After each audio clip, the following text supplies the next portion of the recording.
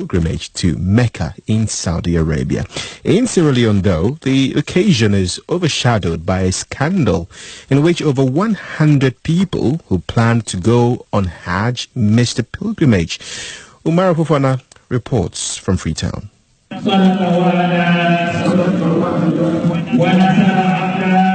Congregational prayer at the National Stadium yesterday, marking the Muslim Feast of Sacrifice. It is usually an occasion for the country's leaders to play politics. In what looks like a sign of the times in relations between state and mosque, the politicians were conspicuously absent. And the officiating imam pulled no punches when he preached about corruption and greed in the country, which he said was having a disastrous effect. Many of those who performed the prayer here should have been in Mecca, but for an alleged corruption involving senior government officials. Over 100 men and women could not perform the pilgrimage despite either having paid or being awarded state scholarship. This is not the first time the Hajj has been fraught with controversy, but none comes anywhere near it. Sheikh Ali Khaleh is a Muslim missionary who resigned from the Hajj committee weeks before the scandal broke. He said corruption in the committee appointed by the president is real and not new. The Hajj is being used as a business by some cowboys around. The Hajj committee has cabal. They take decisions just like that.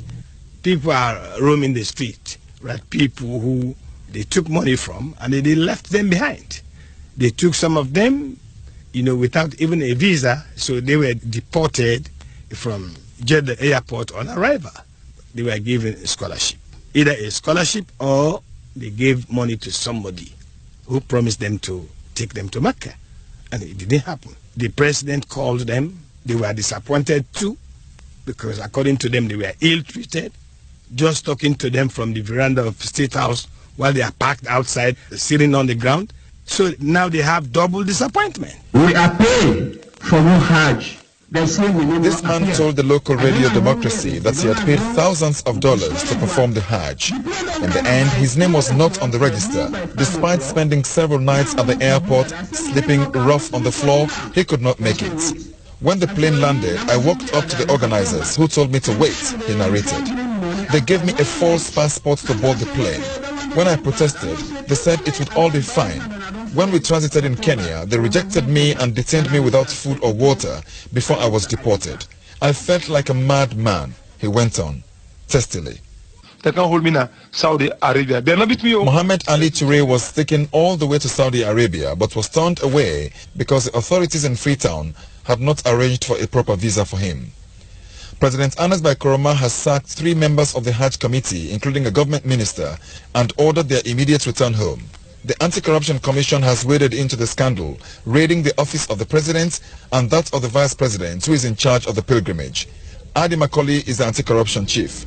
The allegations that are being bandied around that the species they were supposed to use to go to Mecca were sold to other people who ought not to have been given those awards. So we have executed search warrants in different locations in the capital.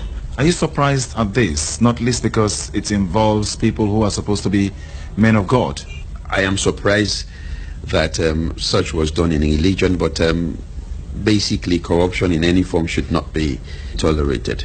While some Muslim scholars say the government should take its hands off it, some Christians have questioned the use of state resources to fund Muslims performing their pilgrimage, with Christians getting no such help in this secular country.